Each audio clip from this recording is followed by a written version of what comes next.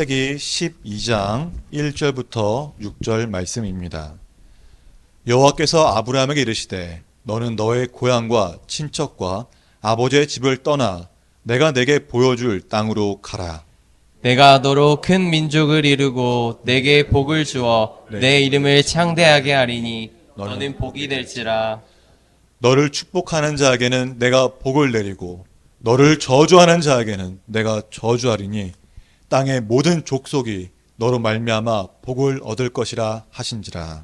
이에 아브람이 여호와의 말씀을 따라갔고 롯도 그와 함께 갔으며 아브람이 하란을 떠날 때에 75세였더라. 아브라함이 그의 아내 사레와 조카 롯과 하란에서 모은 모든 소유와 얻은 사람들을 이끌고 가나안 땅으로 가려고 떠나서 마침내 가나안 땅으로 들어갔더라. 아브람이 그 땅을 지나 세겜 땅 모래 상수리 나무에 이르니 그때 가나안 사람이 그 땅에 거주하였더라. 이 하나님의 말씀입니다. 아멘. 아멘. 자, 9월은 믿음의 한 걸음이라는 주제를 갖고 중생의 영역에서 말씀을 전합니다. 제가 이 말씀을 기도하는 가운데 아브라함 시리즈, 아브라함이 어떻게 복을 받고 만인의 정말 그 믿음의 선조가 되었는지를 보기 위해서 기도하는 가운데 이 말씀 전하길 원하셔서 이 9월부터 제가 언제까지 모르겠지만은 하나님 말씀하신 그때까지 아브라함 시리즈 설교를 하려고 합니다. 오늘 첫 시간으로 말씀을 따라가다라는 제목으로 은혜의 말씀을 선포하고자 합니다. 자, 아브라함 하면 가장 먼저 떠오르는 것이 무엇일까요? 아까 제가 말했지만은 정말 누구나 뭐가 있을까요? 한번 말씀해 주시겠어요? 아브라함 하면 뭐가 떠오르세요? 이삭, 또 믿음의 조상, 또 뭐가 있을까요? 자, 아브라함 하면 제일 먼저 떠오르는 거는 복입니다. 복. 예. 복의 근원. 예. 복의 근원이 되었다는 것이 아브라함도 하면 다 떠오르는 그 단어인 것 같아요. 그런데 아브라함은 우리가 매 순간 다른 분들 말씀 자주 하시지만은 아브라함은 정말 특별하고 믿음이 강대한 사람은 아니었다는 것입니다. 우리와 별반 다를 것이 없는 정말 지극히 일반적인 사람이었다는 것이에요. 그런데 이 아브라함의 이름이 바뀌기 전, 이 아브라함이 있을 때 하나님은 아브라함을 부르시고 그를 복의 근원으로 세우셨습니다. 그 복의 근원이 된 이유에 대해서 오늘 나누고자 합니다. 자, 복하면 무엇이 떠오르세요? 복이 뭘까요? 영어로 말하면은 럭키입니다. 예. 복은 제가 찾아보니까 한국 민족 대백과 사전에 뭐라고 나왔냐면은 삶에서 누리는 큰 행운과 우붓한 행복, 행운으로 정의하고 있다는 것이에요. 이 세상에 어떤 사람을 보면 복신한 사람이 누가 있습니까? 예, 미국에서 뭐라고 그래, 복 받으라고 할 때? 예, 블레스 유라고 하죠. 중국에서는 어떨 것 같아요? 복 받으라고 복 내라고 온 곳에 복을 붙여놨습니다. 집안 곳곳에 복을 붙여놔요. 우리는 또 뭐라 합니까? 아, 복 받으라, 복 받아라. 우리는 언제나 세상 누구도 복이 좋은 것이라는 걸 알고 있습니다. 그래서 인사할 때도 복 받아라 그러고 너 복 받아라. 복이 최고라고 말한다는 것이죠. 그런데 이 세상에서 말하는 복은 어떤 복일까요? 내가 얼마나 갖고 있는지에 따라 복을 받았고 안 받았다고 판단한다는 것이에요. 그래서 복은 물질의 많고 적은 뿐만 아니라 명예와 건강 이런 것들을 통해서 다른 사람보다 상대적으로 많이 갖고 있으면 그 사람을 복받네라고 말한다는 것이에요. 그래서 복받으라고 말한다는 것은 너도 다른 사람보다 더 많은 것을 누려라. 다른 사람보다 더 많은 것을 가져라. 그런 의미가 이 세상 가운데 있다는 것입니다. 그러나 하나님께서 말씀하시는 복은 세상의 기준과 조금 다릅니다. 세상의 기준에서의 복은 무언가 눈에 보이는 명확하게 어떤 삶보다 더 나은 삶을 사는 것을 가르친다는 것이에요. 하지만 하나님은 그 복의 기준이 무엇인지를 분명하게 말씀하였습니다. 바로 그 본문이 오늘 본문인 거예요.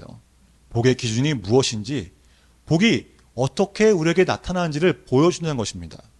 자, 오늘 본문을 읽으면서 어떤 생각하세요? 정말 아브라함이 잘 살고 있다고 어느 날 갑자기 하나님이 아브라함아, 너는 네 고향과 친척과 네 집을 떠나서 내가 가는 곳으로 가라! 이렇게 말씀하셨을 때 아브라함이 할렐루야! 이러면 바로 갔을까요? 저는 말씀 보면서 그 생각합니다. 창세기 읽어보세요. 아브라함이 뭐 오늘 갑자기 하나님 말씀하시면 네! 하고 달려가는 상황입니까? 물론 그런 모습도 있었겠죠. 하지만 아브라함을 자세히 보다 보면은 좀 이해가 안 갈 때가 있어요. 연약하죠. 겁도 많죠. 심지어 그 권력에 무서워서 자기 아내 안 뺏기려고 뭐라 했습니까? 자기 아내를 누이라고 말하기까지 했어요. 제 생각에는, 제 사상에서는 깜냥도 안 되는 놈이 어떻게 하나님의 말씀을 따라갔지? 이 생각밖에 안 된다는 거예요. 어떠세요? 성도님은 말씀 보면서 아브라함이니까 가능하죠. 이런 생각하십니까? 아니면은 아니 이렇게 연약한 놈이 어떻게 하나님 말씀을 그 순간에 바로 쫓아서 갔지? 이 생각하십니까? 저는 이 하나님 말씀에 믿음으로 순종하여서 집과 고향을 떠난 것처럼 말씀하고 있는 이 본문을 보면서 이해가 가지 않았다는 거예요. 어떻게 그 연약한 산 가운데 그 겁 많고 소심한 그 아브라함이 어떻게 자신의 그 모든 걸 다 버리고 하나님 말씀에 순종하여서 그 집을 떠날 수 있겠냐는 것입니다. 오늘 본문 보시면 그런 생각 안 하십니까? 저만 그런 생각하고 있나요? 자, 이 아브라함의 이 말씀을 들은 것은 처음이 아니었어요. 하나님은 아브라함에게 네 고향과 친척과 너의 아버지 집을 떠나라는 이 말씀이 처음이 아니었다는 것입니다. 예. 아리송하신가요? 눈빛 보니까? 무슨 말이야 이런 걸 하시죠? 사도행전 7장 2절 4절 말씀 봉독하겠습니다. 스데반이 이르되 여러분 부형들이여 들으소서 우리 조상 아브라함이 하란에 있기 전 메스보다미아에 있을 때 영광의 하나님이 그에게 보여 이르시되 내 고향과 친척을 떠나 내가 네게 보일 땅으로 가라 하시니 아브라함이 갈대아 사람의 땅을 떠나 하란에 거하다가 그 아버지가 죽음에 하나님이 그를 거기서 너희 지금 사는 이 땅에 옮기셨느니라. 아멘. 자, 스데반이 말합니다. 스데반이 메스보다미아에 있을 때라고 말하죠. 자, 이곳이 바로 갈대아인의 우르입니다. 그때 있을 때 하나님이 그에게 말씀하셔서 말했다는 거예요. 네 고향과 친척을 떠나 내가 보일 땅으로 가라 라고 말씀하셨다는 것입니다. 아브라함은 이 갈대아인의 우르에 있을 때 하나님의 말씀을 듣고 그 고향을 떠나고자 했습니다. 그런데 아브라함은 하나님 말씀에 그 하나님 명령에 순종하듯 하면서 순종하지 않은 것이에요.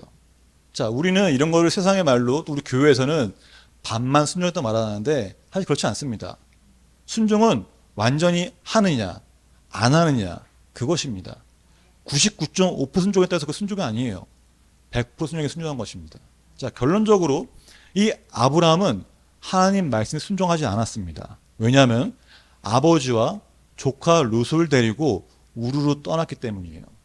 하나님은 분명히 친척과 아버지를 내려놓고 떠나라고 말씀하셨지만은 아브라함은 그러지 않았다는 것입니다. 아버지를 모시고 또 아버지의 어떻게 보면 자기의 형제죠. 형제가 죽음으로써 그 남겨진 아들 레미를 데리고서 얼마나 불쌍해요. 이 여자가 있겠죠. 아무튼 그래서 이 롯과 아버지를 데리고 우르를 떠났습니다. 하나님의 말씀에 불순종했기 때문에 결국 아브라함은 가나안 땅으로 가지 아니하고 하란에 정착하게 됩니다. 그래서 창세기 11장 31절 보면은 이런 말이 나와요. 데라가 그 아들 아브라함과 하란의 아들인 그의 손자 롯과 그의 며느리 아브라함의 아래 사레를 데리고 갈대네 우르를 떠나 가나안 땅으로 가고자 하더니 하란에 이르러 거기 거류하였으며 데라는 나이 205세가 되어 하란에서 죽었다라고 만드는 것이에요. 여기서 주어가 뭘까요? 주어가 데라입니다. 데라. 아브라함이 하란에 정착하게 된 이유가 바로 데라 때문이었다고 성경이 기록하고 있다는 것입니다. 아버지 데라 때문에 하란에 머물게 된 것이에요. 하나님이 고향과 친척과 아버지 집을 떠나라고 하시지만은 아버지의 그 말씀은 그거예요. 다른 게 아니라 아버지의 집을 떠나라는 것은 아버지의 손이 미치지 않는 아버지의 영향이 없는 곳으로 가라는 것이었습니다. 하지만 아브라함은 불순종했기 때문에 그 아버지 데라 때문에 결국 가나안을 하지 못하고 하란에 머물게 되었다는 것입니다. 왜 아브라함의 아버지가 아브라함의 말들을 듣고서 그래 떠나자 우르를 떠났습니다. 분명히 가나안 땅으로 가고자 했다는 것이에요. 그런데 가다가 멈췄어요. 하란에서요. 왜 가다가 말았을까요? 자, 지리적으로 봤을 때, 자, 우르에서 하란까지는 가는 길이 상당히 편안한 길입니다. 예, 뭐 다 이미 사람들이 많이 왕래하고 가는 길이라는 거예요. 그런데 하란에서, 그러니까 정확히 말하면 우르에서 가나안까지의 길은 미지의 길입니다. 길이 험해요.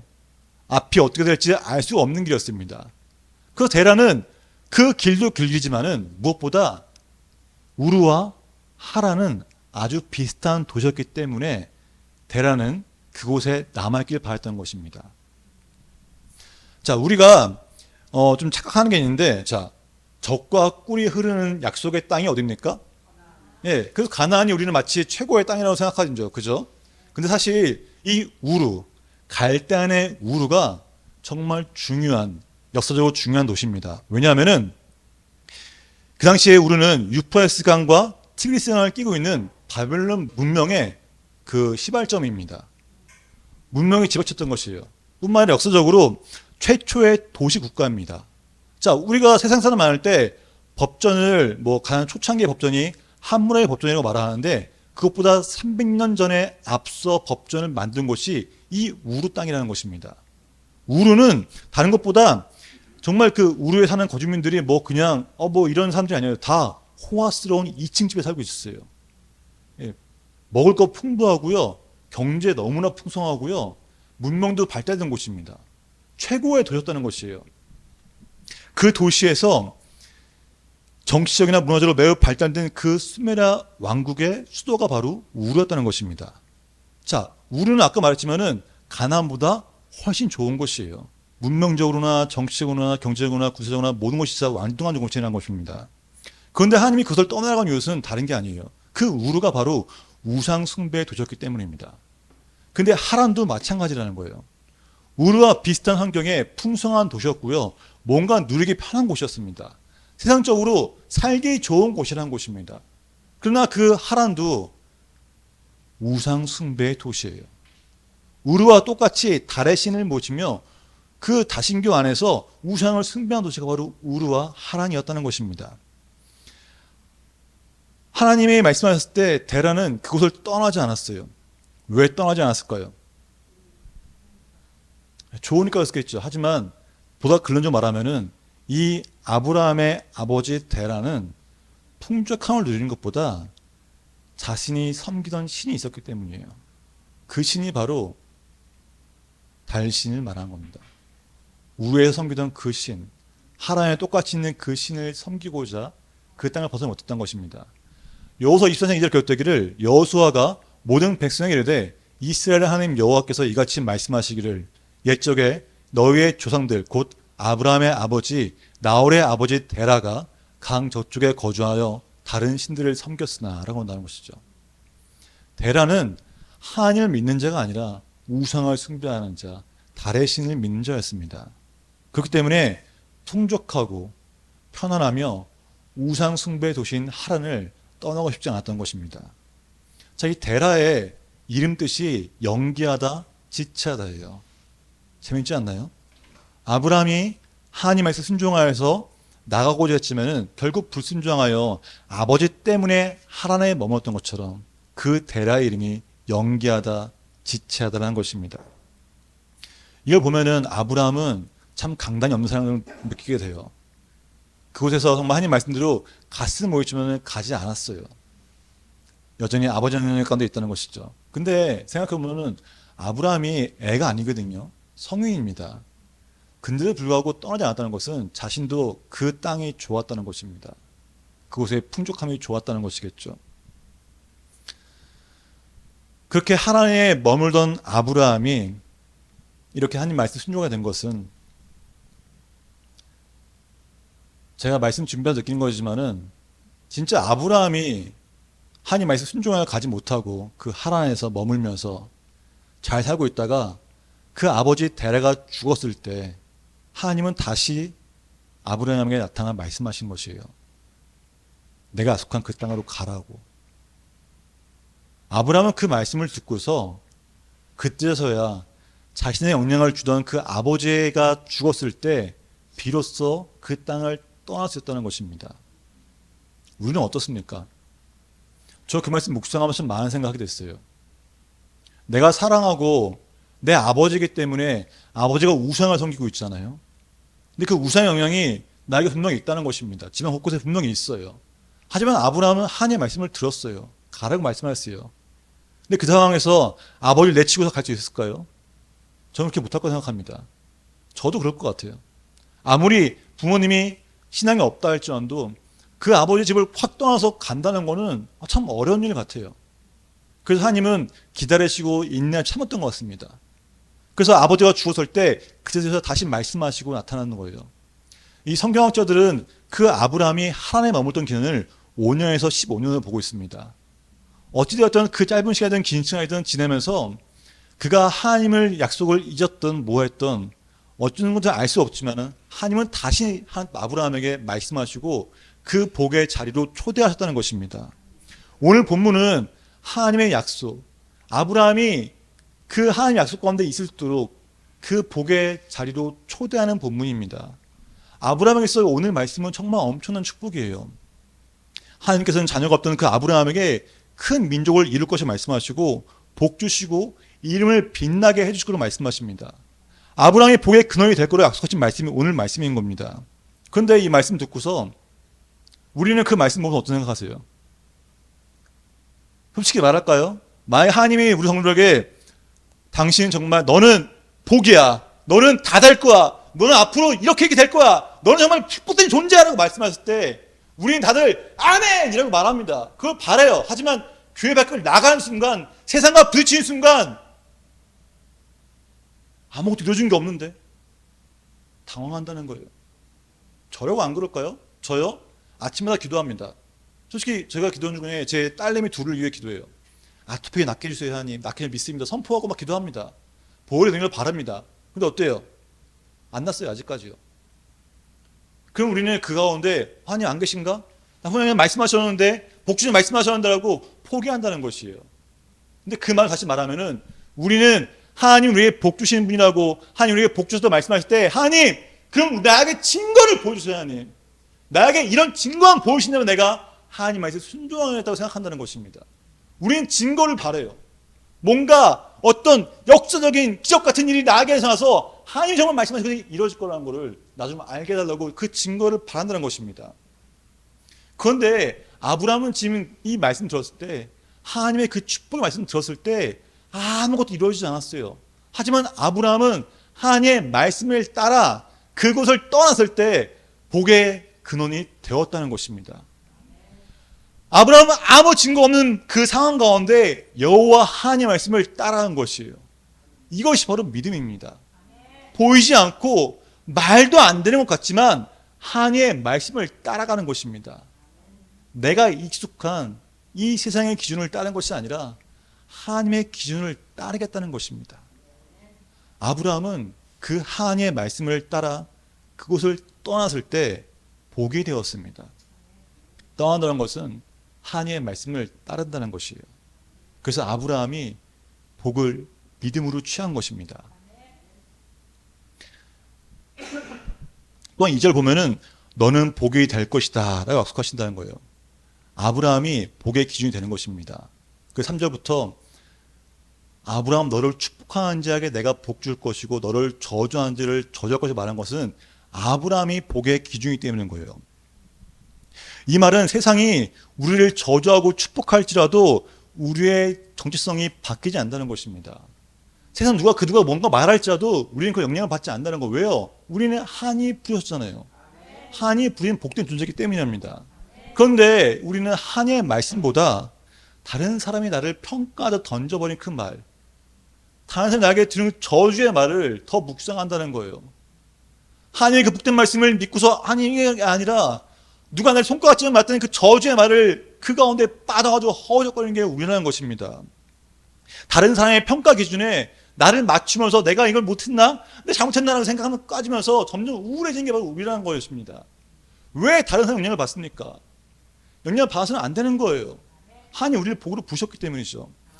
하나님께서는 세상에서 말하는 저주의 복의 기준을 따는 것이 아니라 하나님의 복의 기준으로 나아가는 것입니다. 왜 그래요? 바로 우리가 그 복 자체이기 때문에 그런 것입니다. 아브라함이 뭔가 대단해서 그런 건 아니에요. 하나님 말씀을 그냥 믿고 따랐을 때 하나님 말씀했어요. 네가 복의 기준이 될 것이라고. 너가 복이라고 말씀하신다는 것입니다. 하나님께 우리를 복된 존재로 부르신 건 똑같다는 거예요. 세상은 옳고 그름을 말하고 복과 저주의 연연하도록 우리를 말합니다. 하지만 하나님은 우리를 거기에 묶이지 않는 존재로 세우시고 우리를 복 그 자체로 부르셨습니다. 누가 나를 비난하고 누가 나에게 복 준다고 해서 내 인생이나 내 인생이 바뀌어서 안 된다는 거예요. 바뀌지 않습니다. 왜요? 이미 우리는 하나님이 부르신 그 복조차이기 때문입니다. 그런데 우리는 이 복, 하나님 우리를 복의 기준으로 삼으시고 내가 너를 복을 부르셨다는 그 복 가운데 있을지라도 우리 스스로 그 복조차가 될 수 없다는 거예요. 우리가 하나님 우리에게 복 주시고 하나님 우리에게 너는 복이다 말씀하시고 너는 잘돼, 너는 나와 함께 한다고 내가 너에게 이런 복을 주었다고 말했는데 불구하고 우리는 그 복을 받으면서도 우리는 흔들려요. 내 삶 가운데 있기 때문에. 또 하나는 우리가 이렇게 흔들리고 내가 그걸 믿지 못하는 것은 우리 안에 죄가 있기 때문입니다. 그리고 내가 그걸 믿는다 할지라도 예수 그리스도를 믿지 않고서는 우리는 복 자체가 될 수 없습니다. 왜요? 우리는 이미 죄인이거든요. 예수님이 우리 향해 있을 때, 예수 안에 있을 때 우리가 복받는 존재가 되는 것입니다. 3장 9절 보면은 그러므로 믿음을 말미암은 자는 믿음이 있는 아브라함과 함께 복을 받으리라고 말씀하세요. 우리가 믿음으로 아브라함과 함께 복을 받는 존재가 됐다는 것입니다. 아브라함처럼 말이죠. 또 갈라디아 3장 14절에 이는 그리스도 예수 안에서 아브라함의 복이 이방인에 미치게 하고 또 우리로 하여금 믿음을 말미암아 성령의 약속을 받게 하려 함이라 라고 말씀하신다는 것입니다. 예수 그리스도 안에서 우리는 복의 기준이 된 것이에요. 또한 믿음으로 말미암아 성령의 약속을 받았습니다. 하나님이 우리와 함께 하시기 때문에 세상이 우리를 평가할 수 없다는 것입니다. 하나님의 말씀을 믿는 것, 복음을 믿는 자에게 하나님께서는 복의 기준으로 삼으셨다는 것입니다. 그래서 우리가 하나님 믿을 때 복된 존재가 되고 하나님 믿음으로 복의 자녀인 하나님의 자녀가 된다는 것이에요. 이 하나님 말씀 때문에 말씀을 믿음으로 우리의 삶이 바뀌어야 합니다. 아브라함이 연약하고 정말 부족한 인간이었지만은 하나님과 계속 기도하고 하나님과 대화하면서 인생이 조금씩 바뀝니다. 우리는 그걸 알고 있잖아요. 아무것도 보이지 않을 때 하나님 말씀하신 것이 뭐 이루어질 기미도 보이지 않을 때 그 하나님 말씀 믿고 나아갑니다. 또 하나님이 말씀하신 것들이 의심스러가 있어요. 어떻게 이렇게 안 될 것 같은데 근데 하나님 그때 증거를 보여주시죠. 밤하늘의 별을 봐라. 하나님 말씀하신다는 거예요. 보여주시면서 인내하라고. 그 때가 올지 아니면 좀 조금씩 보여주시면서 나중에는 자신의 아들을 제물로 바치는 그 믿음까지 갖게 된다는 것입니다. 그 길을 가는 것이 우리의 삶이 되어야 되는 거예요. 아브라함은 하나님의 말씀을 믿음으로 삶이 바뀌었습니다. 그렇다면 우리도 말씀을 믿음으로 삶이 바뀌어야 돼요. 많은 사람들을 볼 때, 야, 너 뭔가 달라졌어. 너 어떻게 이렇게 어려운 상황에서도 옛날처럼 그렇지 않고 어떻게 바뀌었네? 이런 말을 들을 정도로 내 삶이 바뀌어야 한다는 것입니다. 변화된 삶을 보여야 한다는 것이에요. 아브라함의 말씀을 따라갈 때 복이 경험이 된 것처럼 우리도 하나님 말씀을 따라가는 것이 복입니다. 그때 하나님 말씀이 무엇일까요? 하나님 말씀은 말씀이 육신이 되어 우리 가운데 거하심에 우리가 그 영광을 보니 아버지의 독생자의 영광이요 은혜와 진리가 충만으로 말씀하십니다. 말씀이 육신이 되었습니다. 곧 말씀이 곧 예수님이라는 것이에요.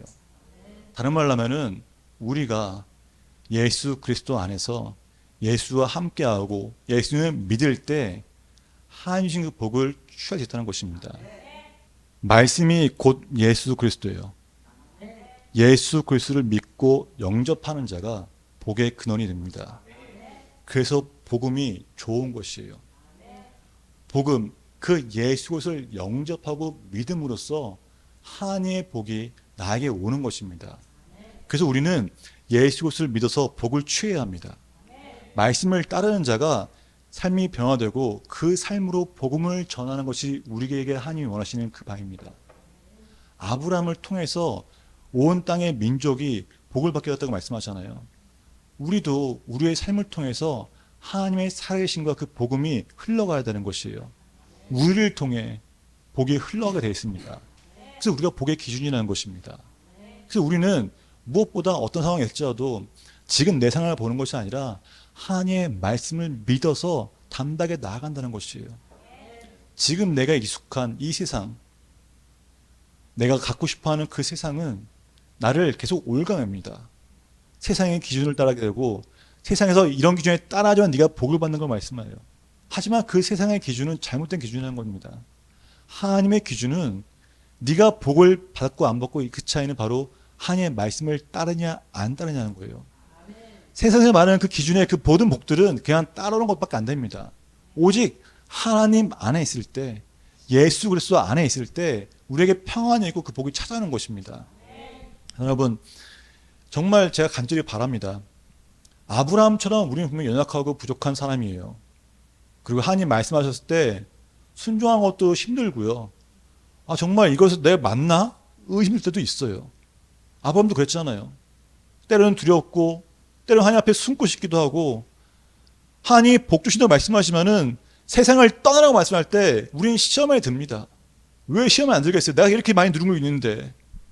떠나가면 당연히 시험이 들죠. 마치 세상을 등져야 될 것 같은 말씀하신다는 것이죠. 왜 그런 생각할까요? 우리가 연약하기 때문이겠죠. 하지만 보다 일련적으로 말하면은 우리 안에 하나님 말씀을 따르면 내가 손해볼 것 같고 내가 뭔가 피해볼 것 같고 내가 불쌍할 것 같은 그 느낌 때문이라는 거예요. 여전히 하나님 말씀을 신뢰를 못한다는 것입니다. 아브라함이 정말 대단한 것은 그 뭐 인생에 뭐 이렇게 구성도 있겠지만 다른 것보다 그 말씀을 계속 보면서 따라갔다는 거예요.